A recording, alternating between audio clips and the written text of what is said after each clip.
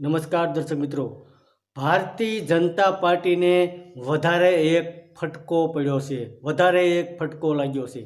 કારણ કે બોટાદની અંદર જે કરદા પ્રથા બંધ કરવા માટે ખેડૂતોએ આંદોલન કર્યું, ત્યારબાદ બોટાદ જિલ્લાના ન્યાય સમિતિના ચેરમેને ખેડૂતોના હિત માટે રાજીનામું આપી દીધું.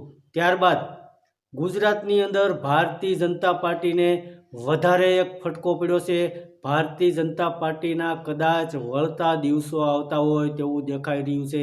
કારણ કે ખેડૂતો જાગૃત બન્યા છે, ખેડૂતોમાં એકતા આવી છે અને ખેડૂતો હવે જે ખેડૂતો માટે લડાઈ લડી શકે, ખેડૂતોના હિત માટે કામ કરી શકે તેવા જ ઉમેદવારો અને તેવી જ સરકાર પસંદ કરે તેવા હાલમાં સમાચાર મળી રહ્યા છે. કારણ કે વડોદરાની અંદર એપીએમસીમાં વડોદરાની પાદરા એપીએમસીમાં માર્કેટિંગ યાર્ડની ચૂંટણી હતી, જેમાં ભારતીય જનતા પાર્ટીના 10 ઉમેદવારો અને ખેડૂત પેનલના 10 ઉમેદવારો વચ્ચે લડાઈ હતી. આ 10 ઉમેદવારો વચ્ચે ભારતીય જનતા પાર્ટી અને ખેડૂતો વચ્ચે જંગ હતો, જેમાં ભારતીય જનતા પાર્ટીના 10 ઉમેદવારોની હાર થઈ છે અને ખેડૂત પેનલના 10 ઉમેદવારોનો વિજય થયો છે.